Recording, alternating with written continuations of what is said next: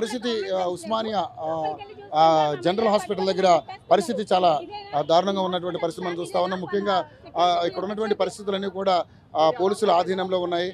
So వీళ్ళందరూ కూడా అశోక్ గారిని చూడడానికి వెళ్తే వాళ్ళని నిర్బంధించే పరిస్థితి కనబడతా ఉంది. ఇప్పుడే అరెస్టులు కూడా జరిగే పరిస్థితి కనిపిస్తుంది. పోలీసులు కొంచెం దురుసుగా ప్రవర్తించడం కూడా జరుగుతూ ఉంది. ఏదేమైనప్పుడు కూడా జనరల్ హాస్పిటల్ వాళ్ళందరూ కూడా అశోక్ ఆరోగ్య పరిస్థితి ఏ విధంగా ఉందో తెలుసుకునే ప్రయత్నం చేయడానికి ఇక్కడ వాళ్ళందరూ పెద్ద ఎత్తున రావడం జరిగింది. సో లోపలికి పర్మిషన్ ఇవ్వకపోగా పైగా ఇక్కడ నుంచి అరెస్ట్ చేసే కార్యక్రమం కూడా చేస్తూ ఉన్నారు. ఏదేమైనప్పుడు కూడా ఆయన ఆరోగ్యం బాగుండాలని, అలాగే 2 లక్షల ఉద్యోగాల విషయంలో కావచ్చు, నోటిఫికేషన్ విషయంలో కావచ్చు, అన్ని సకాలంలో రేవంత్ రెడ్డి చేయాలని చెప్పేసి కూడా మాట్లాడుతూ ఉన్నారు. ఏదేమైనప్పుడు కూడా ఇటువంటి పరిస్థితులు ఉన్నందుకు అందరూ కూడా ఇబ్బంది పడుతున్నటువంటి పరిస్థితి చూస్తాను.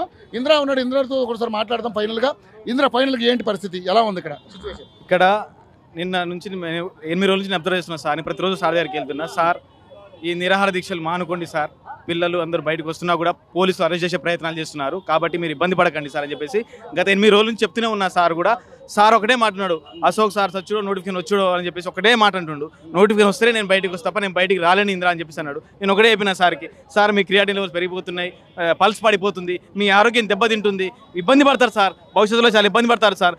నిరుద్యోగులు వస్తున్నా కూడా ఈ పోలీస్ పహరాల మధ్య ఇంటెలిజెన్స్ ఎవరైతే ఉన్నారో వాళ్ళని ఫోన్ చేసి బెదిరించడం, ఎవరైతే హాస్పిటల్ దగ్గరికి వెళ్తున్నారో వాళ్ళ నెంబర్లు తీసుకోవడం, అదేవిధంగా కేసులు పెట్టడం. ఇప్పుడు మీరు చూసేవారు సిఐ గారు మా మీద దౌర్జన్యం చేస్తున్నారు, ఇది విధంగా చేస్తున్నారు. మేము ఎంతసేపు ఏమన్నాం, కాంగ్రెస్ మేనిఫెస్టో ఉన్న 2 లక్షల ఉద్యోగాలు మాత్రమే అడుగుతున్నాము. మీరు మొదటి సంవత్సరం 2 లక్షల ఉద్యోగాలు ఇస్తారా, ఇయ్యరా? మీరు ఇయ్యనప్పుడు మేనిఫెస్టోలో ఎందుకు పెట్టారు ఆ 2 లక్షల ఉద్యోగాలు?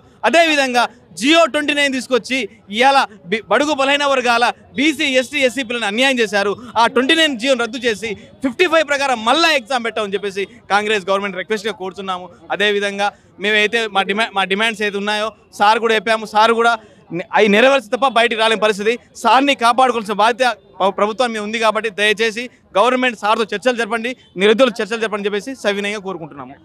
లోపల కేసులు అని చెప్పేసి సీఎం గారు అంటుండే, మేము ఎవరి కోసం వచ్చాడా? అశోక్ సార్ కోసం. ఆయన ప్రాణాలు ఏమైనా అయింది మేము కనుక్కోవడానికి వస్తే కనీసం మమ్మల్ని లోపల పోనీయకుండా ఇట్లా మీరు మాట్లాడడం కరెక్ట్ కాదు సార్. ఎందుకు మాట్లాడడం? మీరు వనస్థలి ఏరియా హాస్పిటల్ నుంచి ఇక్కడ తీసుకొచ్చారు, కానీ ఇన్ఫర్మేషన్ లేదు. మార్నింగ్ తీసుకొచ్చారు. ఆయనకి ఆరోగ్యం ఎట్లుంది, నిన్న పల్స్ పడిపోయింది, క్రియాటిన్ లెవెల్ పడిపోయినాయి. దాని గురించి మాట్లాడుతున్నా మీరు కేసులు అరెస్ట్ చేద్దామని చూస్తున్నారు. మీరు ఎందుకు అరెస్ట్ ఎందుకు చేస్తున్నారు మా మీద? మేము 9 రోజులు దీక్ష చేస్తుంటే కనీసం దీక్షలో మమ్మల్ని మాట్లాడకుండా ప్రభుత్వం నిరుద్యోగుల చర్చలు జరపాలి కదా, కనీసం చర్చలు కూడా జరపలేదు. ఆయన కాంగ్రెస్ పార్టీకి వ్యతిరేకంగా ఉంటున్నారు, ఆయన బీఆర్ఎస్ పార్టీ అంటున్నారు. ఆయన కాంగ్రెస్ పార్టీ కోసం కూడా చేసిన దాఖలాలు చాలా ఉన్నాయి. ఈ కాంగ్రెస్ పార్టీ గెలుపు కోసం ఆయన యాత్ర కూడా చేసాడు. మరి దానికి సమాధానం ఏంది? ఆయన ఇలా కాంగ్రెస్ పార్టీ గెలుపు కోసం రాష్ట్ర జిల్లాలు మొత్తం తిరిగారు. దాని ఆన్సర్ ఏంది? ఇలా ఇట్లా మాట్లాడడం కరెక్ట్ కాదు. ఏదైతే 2 లక్షల ఉద్యోగాలు మీరు ఇస్తా అన్నారో ఆ 2 లక్షల ఉద్యోగాల కోసమే మాట్లాడుతుంది తప్ప దేనికోసం కాదు.